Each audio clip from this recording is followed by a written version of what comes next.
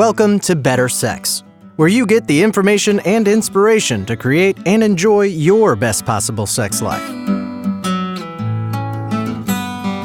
Join your host, sex therapist Jessa Zimmerman, as she brings you expert guests, helpful tips, knowledge, and strategies to improve your intimate relationships.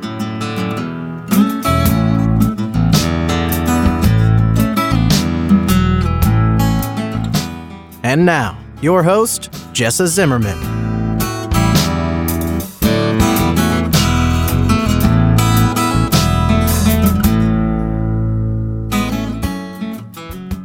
So today's episode is going to be pretty interesting, and I want to say right off the bat that I'm not doing this show for titillation or to, intrigue you with the mysteries and maybe, air quotes here, weirdness of what goes on with sex.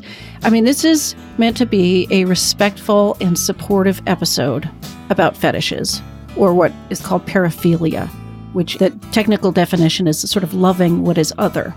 And I think a lot of us have curiosity about sex, and we wonder if we're normal or what people are doing. And there's sort of this, titillation or this curiosity or this, wanting to peek behind the curtain at what goes on with sex. And I know that that's interesting, but I also don't want this just to be showmanship or trying to hook you in with this. I really want to describe what's going on with people who have this phenomenon, this paraphilia of one sort or another, a fetish.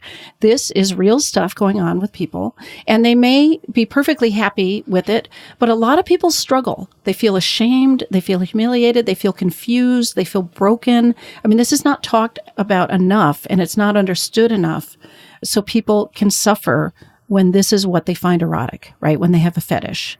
So I wanted to do the show to talk matter-of-factly about fetishes, what they are, what we know about where they come from, which is not a lot, how we assess for them, how people can accommodate that in their sex life with their partner, if they're partnered, or how they can find a partner, how we can normalize this, basically, understand what's going on, make sure that things are, first of all, consensual, but that we're lessening the distress around it and supporting people that have fetishes. So for any of you listeners who don't, I understand that you're going to be curious and this is going to be interesting, but I want you to keep in mind that there are real people living with this, every day, all around you, who might be struggling, right? So this is meant to be an informative and supportive episode for people.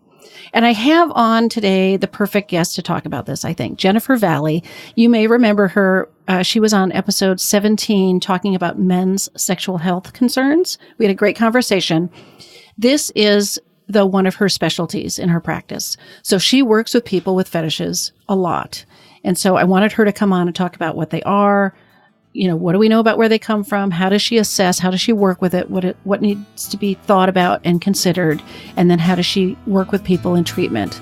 So that's my episode today. I hope you find it interesting and informative, and that it opens your eyes to what goes on in the world.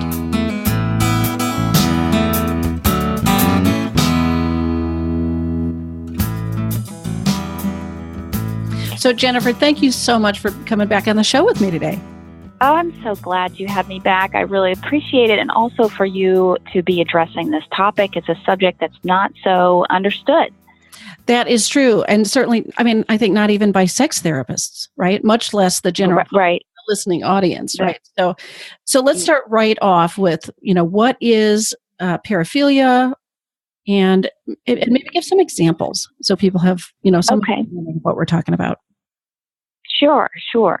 So a paraphilia is when somebody has an intense sexual arousal pattern to an atypical object or situation. So really, we are talking about fetishes. Paraphilias are erotic interests that not everyone would consider particularly erotic. And most people in the field in sexual health believe that paraphilias are similar to orientations in that you can't change these ingrained interests. So if we do, let's just talk about two examples. So right up front, so people can kind of get something in their mind. We're going to start with the cuckold fetish. And so cuckold fetish it shows up in lots of different ways, but it can be hearing about or watching your partner have sex with another person. And if we just look at the classic example, it would be a man that wants to see his partner or wife be pleasured by another man.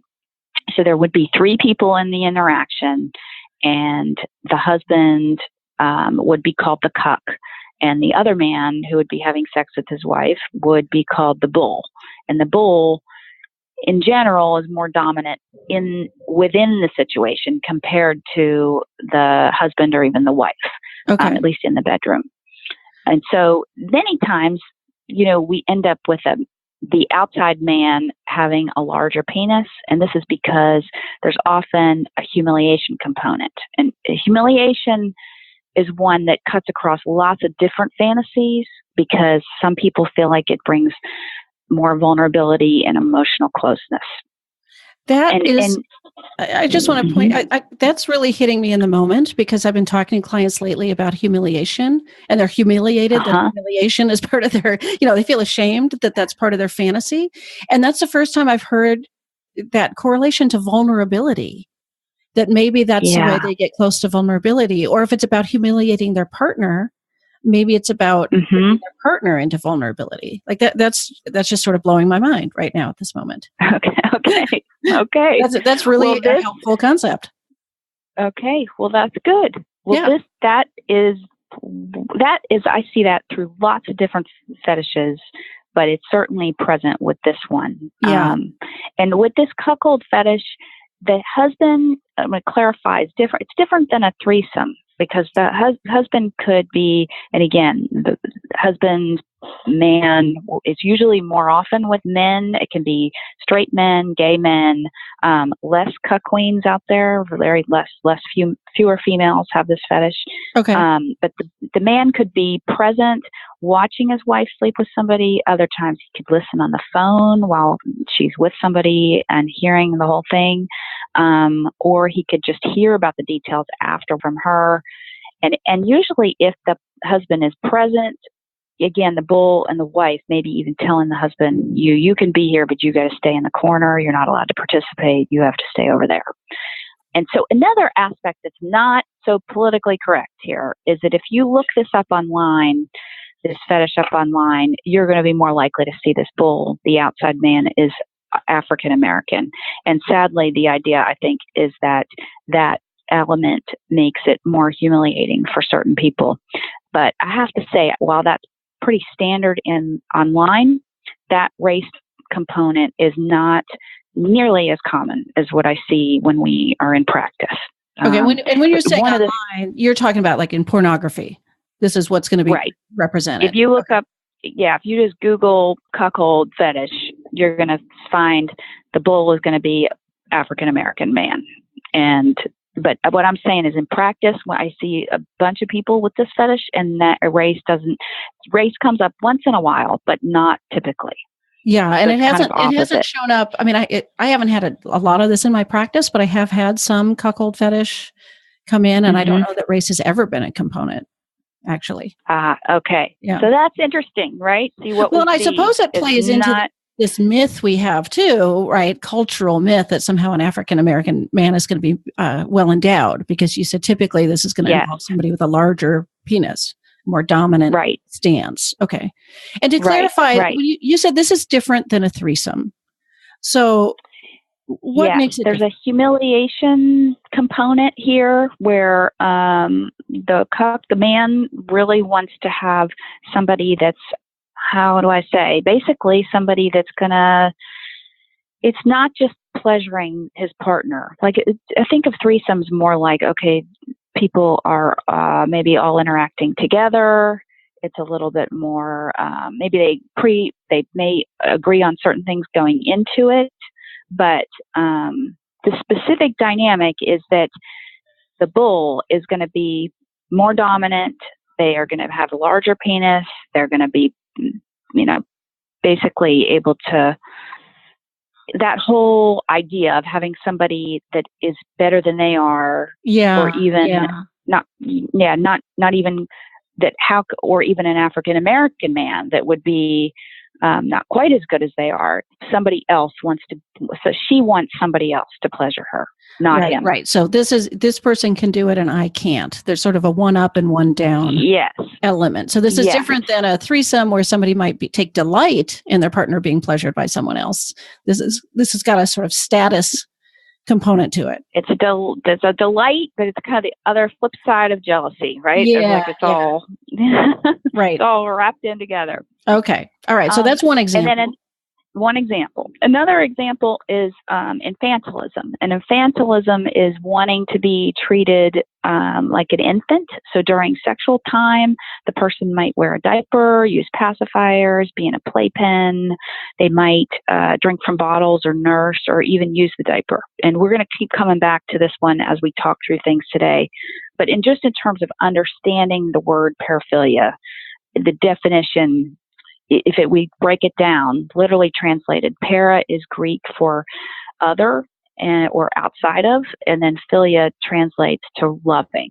So, important to understand as we talk through these fetishes, when fetishes are problematic, we call them paraphilic disorders, and other times they're not, and we call them paraphilic interests. So the exact same desire, right? The exact same erotic desire can be a problem or not. Yes. Okay. That's correct. And we're going to talk through that today when we talk about kind of how we assess them and also what the DSM has to say about them. Okay. For DSM basically has us, for it to be a disorder in the DSM, which is our diagnostic and statistical manual, we call the DSM. It's how we categorize things in mental health. The person needs to have either acted on their interest with a non-consenting person or maybe not acted on it, but having this interest has caused them distress. And if we look at the DSM, typically it's about 6 months. So it's a pattern of distress. It's not just not just one weekend. Something gets in their mind. Right. That's right. Okay. So a pattern of distress for them or non-consensual behavior, which is always problematic. Right. Yeah. Okay. Right.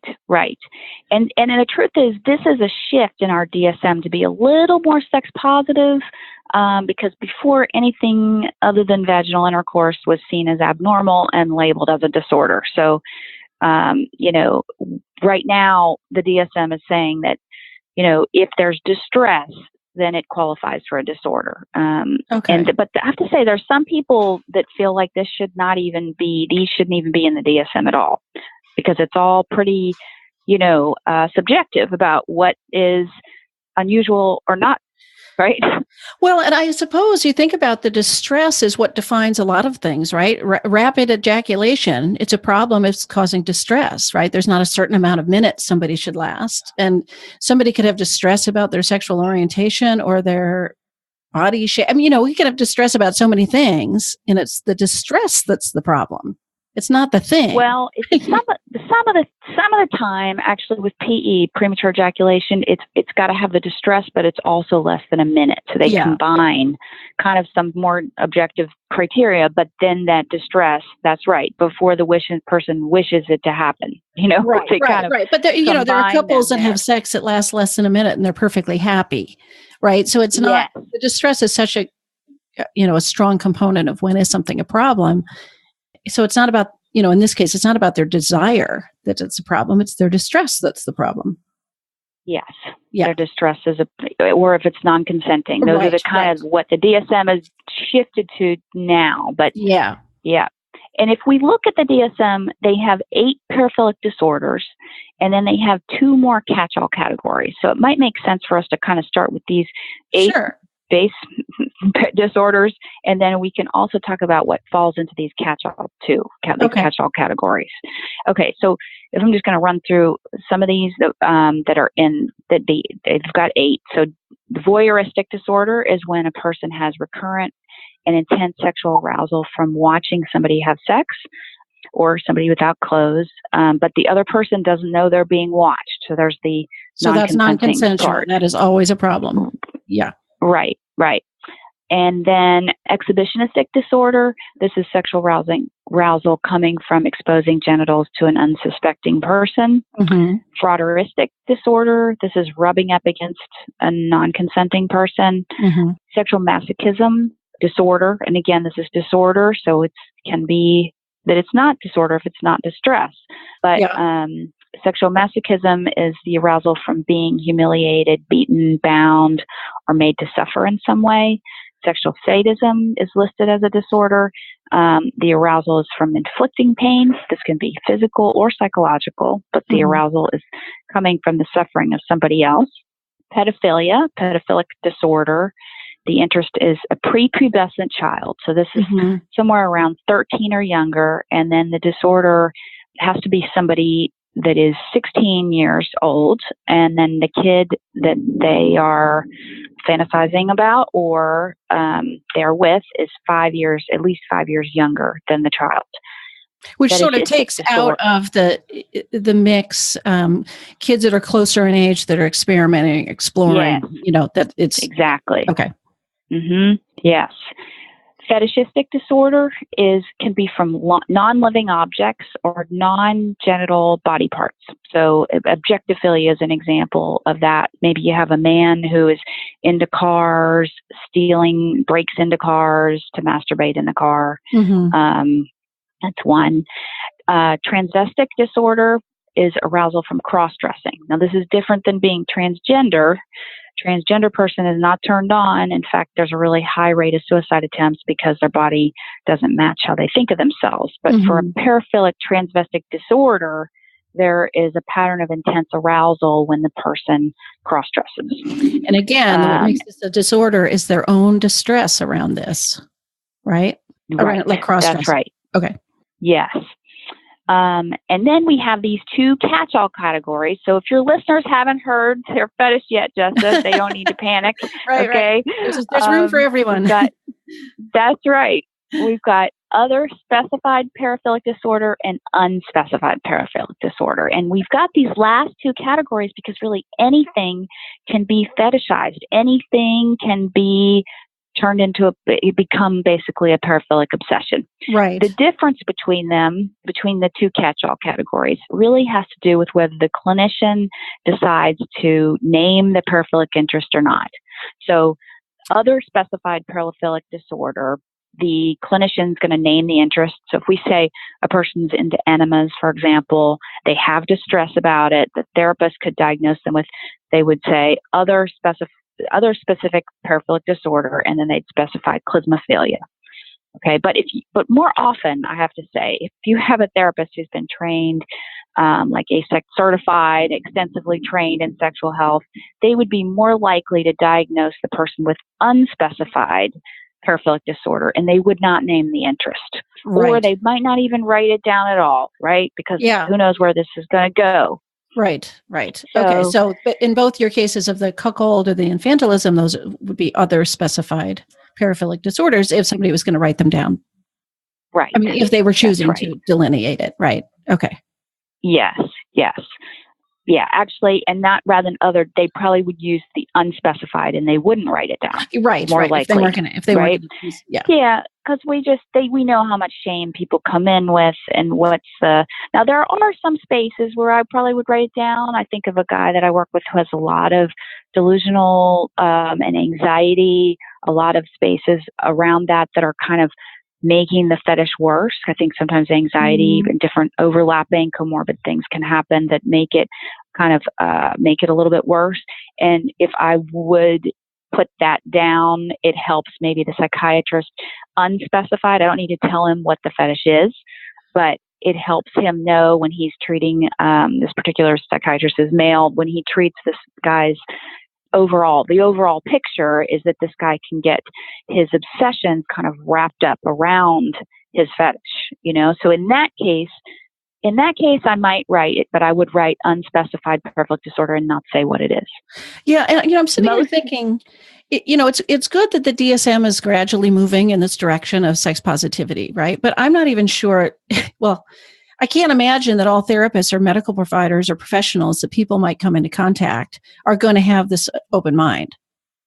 Like people pathologized about their interests all the time, and they go in and who's going to treat them like this is just a paraphilic interest. What's, no problem if it's not causing you distress or your partner. Yes. And it's a huge problem with general therapists who've not had like this. I know I keep beating in the AASECT training, but it's without that training, people think, oh, sex is interesting. I could talk about this. And then because it's not a protected word, term, sex therapy, except for Florida, then they talk about it and then they are not getting accurate information, which is why your podcasts are wonderful because they're getting people information that wouldn't otherwise have it. Yeah. Oh boy. So. And it's sort of heartbreaking to think, the people that I've had in my practice who have come in.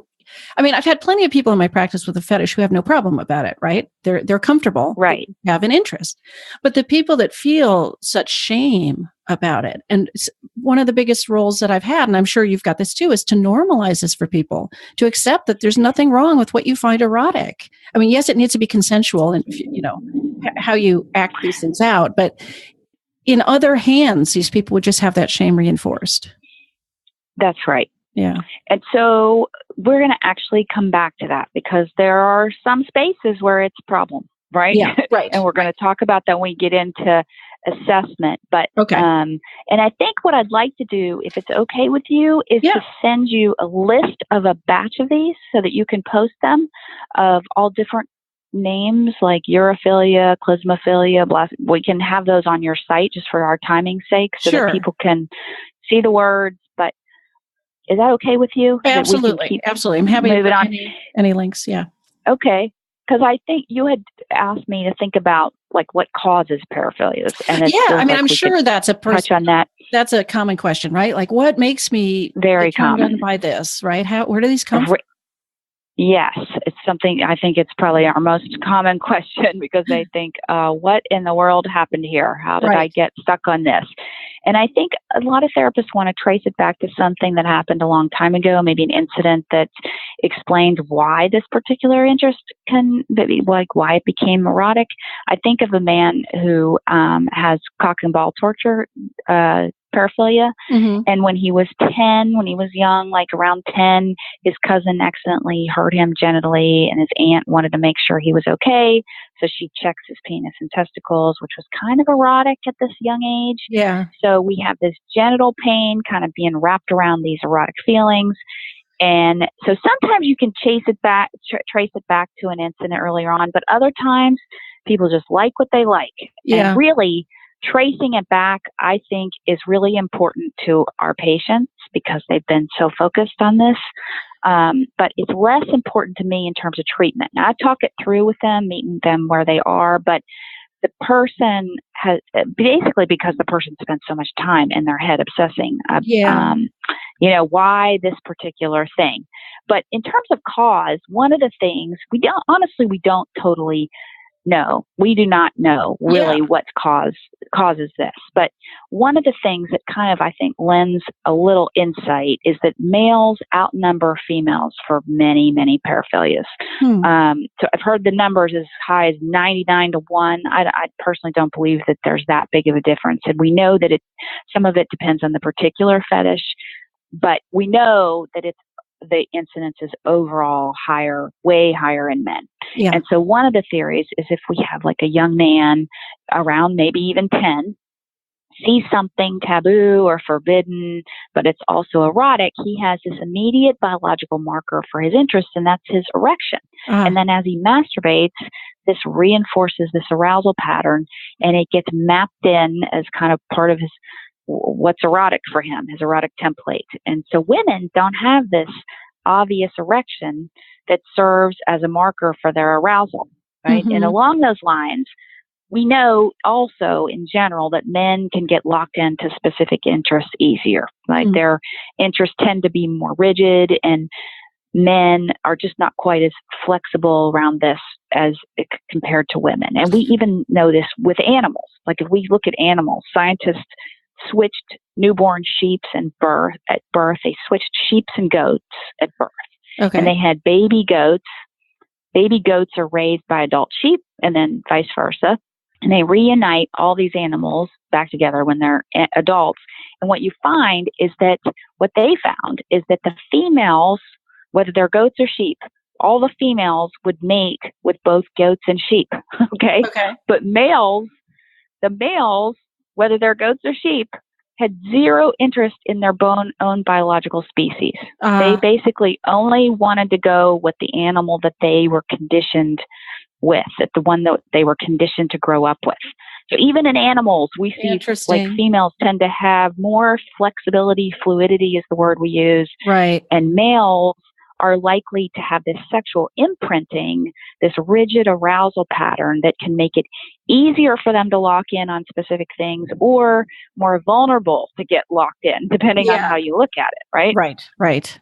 That's interesting. I've not heard of that study before. So, and I'm with you too about not, it's not the drilling down on what might have happened to cause this has sort of this assumption that something went wrong, right? Like it really reinforces the idea of when did I break, which is not a helpful way to be thinking about this, really. Like it's one thing to have some curiosity, I guess, if you can hold it a little bit more lightly and think, where might this have, laid down in my brain? But this idea of we have to look for the root cause of the disease or something is, that's not what I want to reinforce with clients. I think it's perfect you're pointing that out. That's perfect. Yes.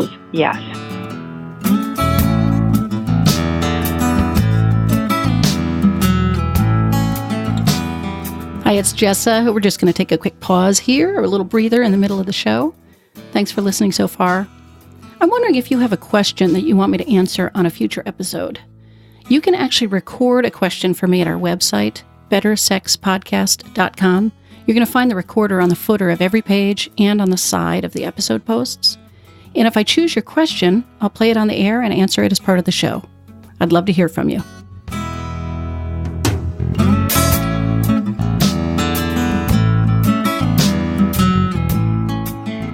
So you want to look at kind of how we assess when we are looking at them? You do work with this a lot in your practice, right? I mean, that's why you're on the show. Yeah, so. I do. Because I get everybody once in a while, but not that much. So, right. Well, the first thing we look at is whether the person's fetish is ego-syntonic or dystonic. And all that means is basically we're just talking about their attitude about the fetish. If it's ego-dystonic, they're going to have shame and guilt and distress about it. And if it's ego-syntonic, they wouldn't be so upset about it. But the thing is, both of these actually could be problematic. And that's where it does depend on what the fetish is. Okay. So let's say we have a guy who smells ladies' panties, for example. Okay. If he has a lot of shame around this, he might be actually more likely to come in to get some help. Right. And then like you mentioned, we're going to help him have not so much distress about this and normalize. But let's say we got a guy that has a frauderistic fetish. That's like the rubbing up against somebody in a train. Yes. Right. And this one is not legal. So if the guy has zero distress, and he's not really concerned if he engages or not, then we could maybe have a problem. Yes. So it does, we're going to come back to that actually in it again. So the first thing is whether they have distress about it or not. And then the second thing we look at, so there's a total of 5 things we look at. Okay. Second thing we look at is how high the person's drive is, like how high is their libido. And we're not just looking at how often they masturbate, because we're also looking really at how sexually preoccupied and obsessed they think they are. Have their partners experienced them as sexually preoccupied and obsessed about sex in general? Has the person's drive impacted their relationships or caused fights? Has the person been involved in risk-taking behaviors around masturbation? Mm-hmm. And as you know, we all have a subjective bias about how much is too much masturbating, right? People tend to assume everybody that has more sex than I do or masturbates more than I do is too much. That's the line, right? That's the line, right? The third thing we look at is if their interests are exclusive or non-exclusive. And this means, is it their only interest or do they have other interests? Okay. So my experience is that people come in and they are thinking they have one fetish. And as you talk through with them to help them really understand their erotic template, basically understand what things are more sexy, less sexy, the nuances of their interests, you see that there are several overlapping interests. So if we come back to the infantilism that you and I talked about at the beginning, that's the one with the diaper. Let's say a person also soils the diaper. So they might have a coprophilic fetish now because that's feces related. Okay. Right. And you see a lot of these can go, these two actually go together a lot of the time because that diaper intensifies the humiliation. And so when we look at that situation, we actually have a bunch of pieces there. We've got a dominant submissive situation with one person being an infant. We have humiliation taken to a higher level if they soil the diaper. There's kind of a mother or a female figure who has a lot of power and the ability to produce shame or humiliation, or to accept and nurture the person. So for this infant-related fetish, we have love, nurturing, humiliation. It's all wrapped up in this fetish. Yeah. So the guy comes in, think he's got this one thing going on, his one go-to, but we want to separate it out, and that becomes important when we talk about accommodating in this situation later, when we talk about that. Okay. And I think a lot of interests cluster. And so when they do, we want to understand what's the strongest interest and which one carries the most shame. Okay. And could you do that same I'm sorry, that same thing with the cuckold fetish? Are there clusters with that one too that come to mind? Yeah, that's going to come. So we've got like, there's definitely dominance and submission. There's humiliation. Those Maybe two come to voyeurism? my mind. There could be. Yeah. Mm-hmm. I'm thinking of a lot of different things that go into that. Because that one varies in terms of how it plays out so much. You know what I mean? Yes. Like can vary a lot. So if we go to number 4, the thing we also look at when we're assessing any fetish. So these are for any fetishes, right? Okay. But anything. So if you've got a listener that's got one we haven't talked about, anything. The 4th thing we look at is the interest obligatory or non-obligatory? And this means, is it required for arousal? Can the person get aroused with this one particular fantasy, or can he get aroused in other ways? Because if he can get aroused in other ways, it's non-obligatory. Okay. And then the final thing we look at is whether it's legal or not legal, right? Because this is going to determine later kind of how we work with it. If we're going to normalize feelings around the fetish, or if we're going to grieve the fact, help them grieve with grief and loss, at least parts of their fetish. And if we look at 3 examples here, just to make sure we get it, if the person has a lactation fetish, right? This is totally legal. And as therapists, we're going to help them normalize and maybe even, work their partner into this. But let's say we talk about one that involves vomiting. So vomiting is legal. Vomiting on somebody's legal, but the person may not be able to find a partner willing to engage. So we still come back to the grief and loss, right? Even though it's legal. Now, if we look at one that's not legal, say we have a pedophilic interest, and so the guy's interested in kids, and let's say he's got a high drive. So this is not legal. There's going to be grief and loss work, and because we're looking at him not following through.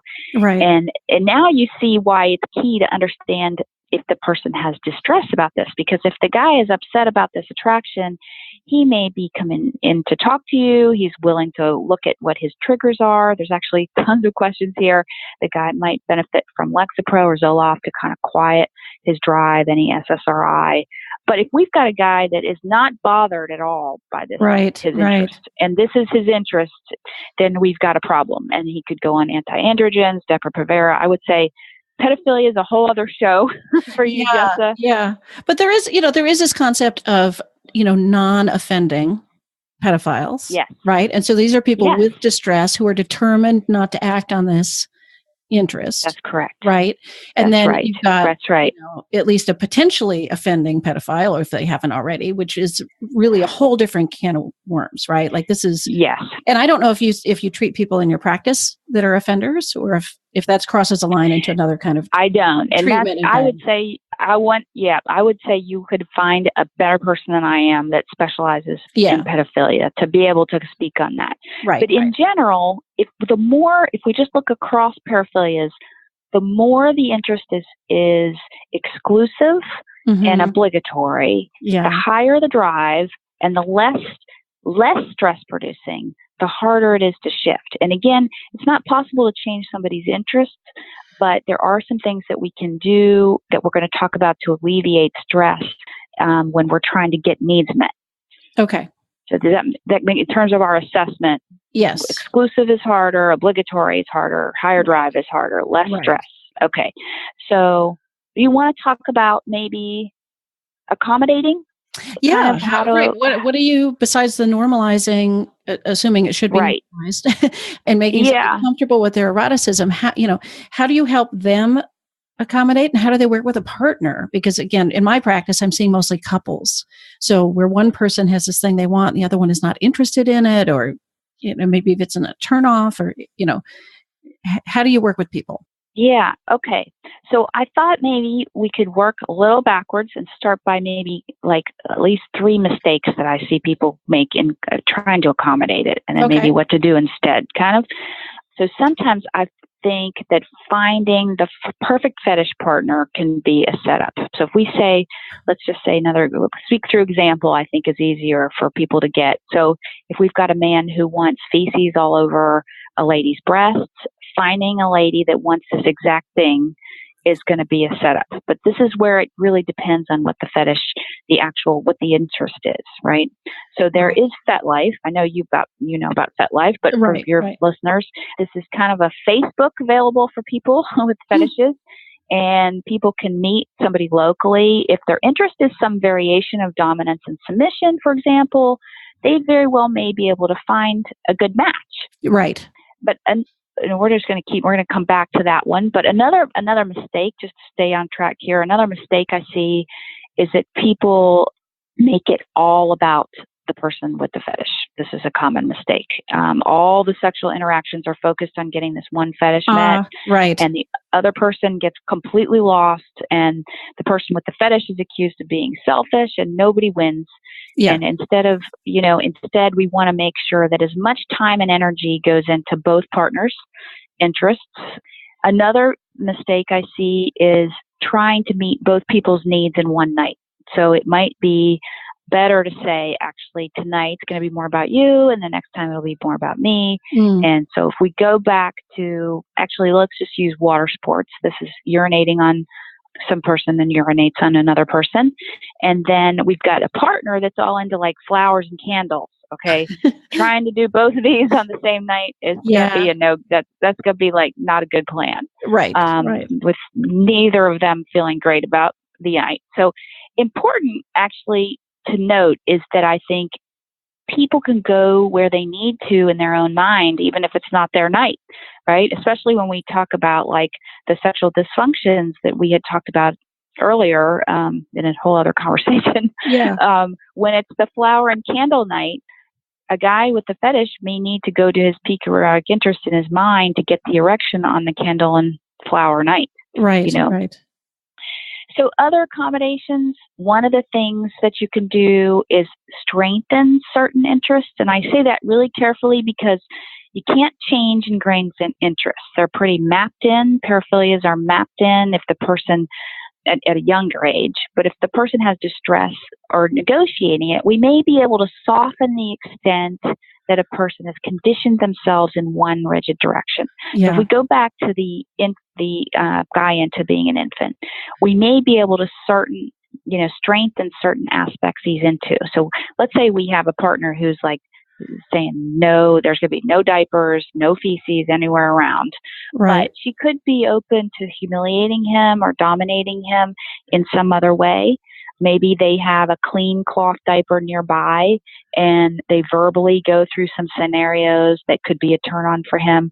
So we're not really trying to change his interests, but as therapists, you and I are we could help them strengthen facets to their the facets that are already erotic to him and helping him really look at parts of it that a partner might be open to. Yeah.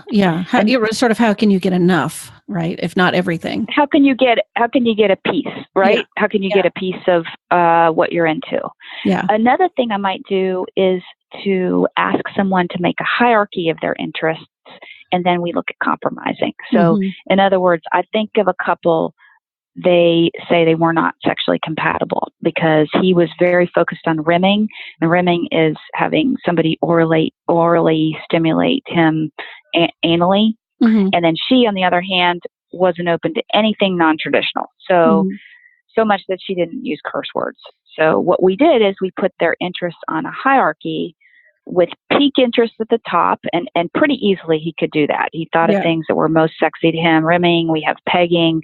That's whether she could put on a strap-on and penetrate him. So pegging and rimming we have at the top of our hierarchy. So like that would be like values of like 100 or 95, so really erotic. And then where he needed help was kind of looking at the middle or lower level ways of engaging in his particular interest with this hierarchy. So, for example, her holding an anal stimulator on him, he rated that about a 50, like on the hierarchy, or him holding an anal stimulator on himself, but doing it in her presence. Yeah. This was at 40, so not as good as her doing it, but it's still erotic. Right. And then maybe watching some videos on anal things was lower down, but less erotic. And then her talking through some anal scenarios was lower, maybe in the 30 on his hierarchy.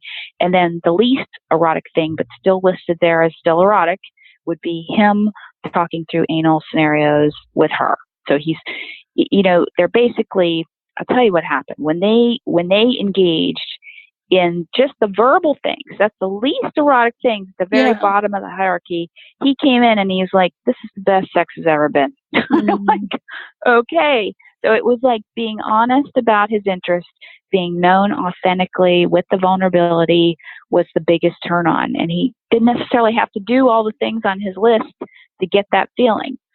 How did you get her, or you get her, but anyway, how did she end up open to even having conversations about that? When you say she wouldn't even use curse words, like some people are, equally rigid on the no side. On the no side, right.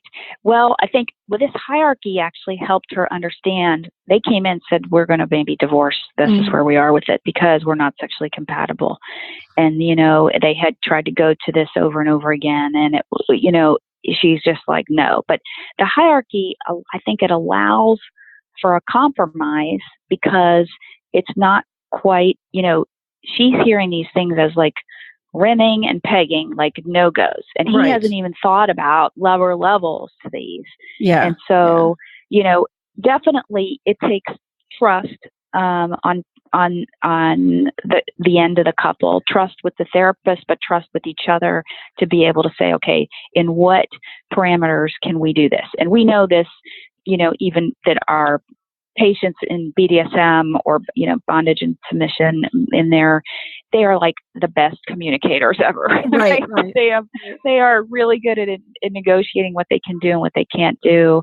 And so I think for this particular lady, hearing, having a therapist to help negotiate and also think outside the box a little bit to say, not so black and white. We don't necessarily have to have this as our rigid no-go, right? This could be, what other ways can it look at? That's why we break it down and do that assessment. That assessment is so key at the beginning to break it down into all these facets because they could get some of these things met or pieces met. Right. Another thing I might do is I have patients imagine 10 pictures that are really sexy to them. And so the question is, what would we take out of the picture that would make this picture no longer sexy? And what would we take out of the picture that wouldn't make any difference at all? So what are the nuances to their interest? I might even ask somebody to bring in their favorite pictures and then ask them to describe what they see. What do they think is happening in the picture? What's going on that's particularly interesting or intriguing? And then what happens before this picture? What happens after the picture? Do they imagine themselves in the picture? Or is this a person they wish they were? Or are they an observer in the room? And then what are the feelings associated with what they see? Is there humiliation? Maybe there's gravitas, And so the pictures make it easy. They make it much easier for you but any therapist. You know what you're doing. I'm talking to general therapists that really should be getting the training. But basically it makes it easier for both the patient and the therapist to get underneath the interest in a way that words make it, that words are harder when they come in with the shame and trying to, be able to explain. It's like, okay, what do you see in this picture? They really have to trust us to do this because they come in with so much shame. And honestly, if the therapist doesn't have compassion for the tortured souls sitting across from them, they really should not be doing this work. But if your listeners can get to a certified AASECT therapist, it puts them in a better position to do this with their partner, because they may be partnered with people that don't even know they have a fetish. And this sets them up to share, because if they can share with you, then they may be able to share with their partner. Right. And I'm thinking another thing you offer, as a therapist in that room, is total acceptance of this thing. Like they share this picture and you're just like, okay, and if the partner sees that too, and gets the message, there's nothing broken with your spouse or your partner. Nothing's wrong here. We have to talk about what's the reality and how you guys are going to accommodate this together. That maybe that's part of where their flexibility comes from. Yes, I think it's because it's like a lot of our issues that they come in as one identified patient, but the truth is it's a couples issue. Right. It becomes a couples issue. And if we can approach it that way, I think you're exactly right. Right. Now, one thing that might be helpful to talk about is if we've got somebody partnered, how to go about that. And if we have somebody that's not partnered. Yeah. Okay. That we could, Okay. So if somebody's in a relationship, really just telling their partner is really the first step. And so letting your partner know, honestly, can be very erotic for the person in and of itself, because you're first really just letting them know that you want to be known in a genuine and authentic way. And you don't have to hash out all these details here that we're talking about yet, right? About if the partner's open to it. You could even say, we don't even have to talk about if you're open to this right now. I just want to let you know about this, right? Just letting them know. And if let me just say what not to do. And actually, let's come back to the cuckold fetish. Okay. You don't want to just bring home a guy to have sex with your wife. Okay. That's not going to be a good plan. Yeah. Okay. Springing it on her is going to be a bad plan. And chances are, if you have this fetish or any fetish, you know this fetish inside and out. In your mind, you've been over it and been all over it. So we've got to keep in mind that they're just brand new to it. So instead, start by talking about wanting to be known authentically and genuinely. And this includes emotional and physical intimacy and sexuality. It all brings the emotional and the intimacy together. And really, they could just say, I have a fetish. I need to let you know. And then they could share an article on fetishes before they even share what the particular interest is. And they could also share your podcast. Yeah. They could share your podcast to say, here's some information on fetishes. Now, if your listeners are trying to meet somebody, it can be tricky. I get people that come in and say, gosh, I'm trying to meet somebody, and it's almost like a slot machine. And they say, okay, like, we match up politically, we match up like in all these different spaces. I'm attracted to the person, I intellectually stimulating. I've got all these in place, and then we're going to get to the end, and I'm going to have to spring on them. I got this fetish. Like, how in the world am I going to do that, right? And so, we've already kind of talked a little bit about FetLife, but this is very nice because somebody could go on to FetLife and even, they may find a good match for their particular fetish, but they might find somebody with a totally different fetish interest, and somebody's maybe willing to take turns and swap out and kind of go back and forth and meet the person where they are. I also think FetLife is good because you can see how others nationally, like all over, are navigating their particular interest. So there's some benefit to that. Well, and you're certainly going to feel way less alone, right? Like, look at all of these people, That's right. all of these interests. It's like, I think people have this idea that everyone else is just totally vanilla and nothing else is happening in anyone else's bedroom. No, That's right. Yeah, there's huge variety. Yeah. And the last thing I guess I wanted to bring up is that I want to clarify, I do coordinate care with psychiatrists because, and we kind of already said this, but, OCD, obsessive compulsive disorder, or obsessive anxiety, delusions, Asperger's, all these can make it a little bit harder for people because I think they're a little more vulnerable to getting focused, obsessed, and stuck on a particular thing, one particular thing. And I know you always like websites, so I'm want to mention, one of the great websites is the National National Coalition for Sexual Freedom. They're advocates for people that engage in alternative sexual expressions, whether it's fetishes or even open relationships. So that's a key one to know, FetLife. And what I'm going to do is actually send you, I have some other ones on, like, at least I think of furries, which is a whole other thing. But anyway, I'm going to send you some of this for your site so they can take a look there. Perfect. I will put all of those, the list of fetishes you were talking about, all these links, everything can be in the show notes so that they can be available for people. Yeah, and as I'm thinking about it, I could just list the ways we assess also. So that they can, perfect. I know we go through this so fast. We go through it quickly. Yeah. Summing it all up and quick. But I have to tell you, you are just doing fabulous stuff by getting good information out there to people, because this is one that nobody's going to comment on under your notes.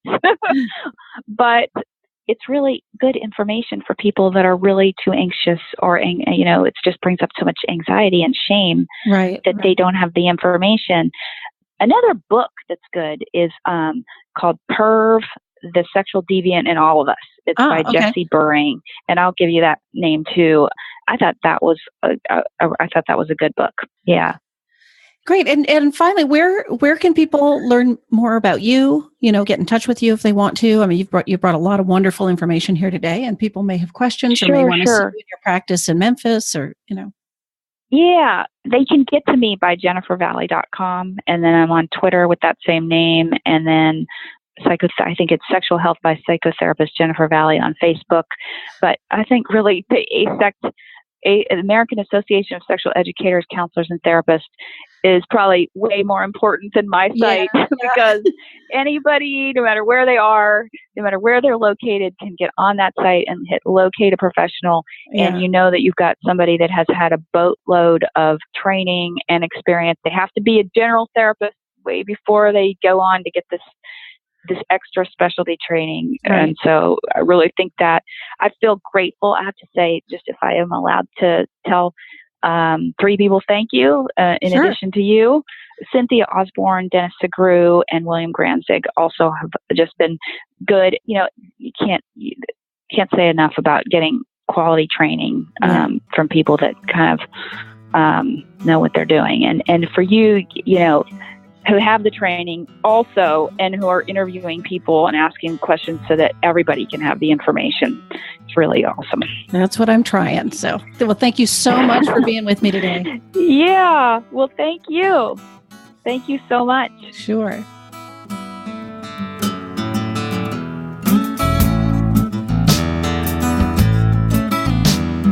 You've been listening to Better Sex. Please visit our website, bettersexpodcast.com, for show notes and additional episodes.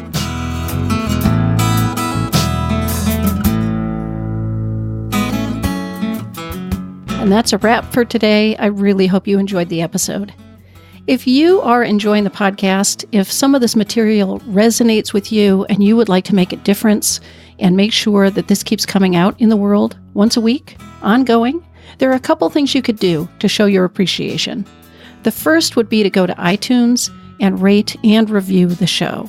That really helps us be found by new listeners when you review the show on iTunes. You can find a link at bettersexpodcast.com/iTunes.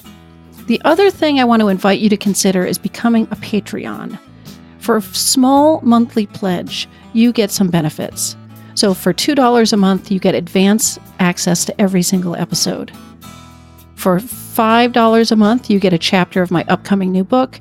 And for $10 a month, I host quarterly get-to-know-you and question-and-answer chats over the web, and you get invited to that. I would love to have your membership in that, become part of the Better Sex family.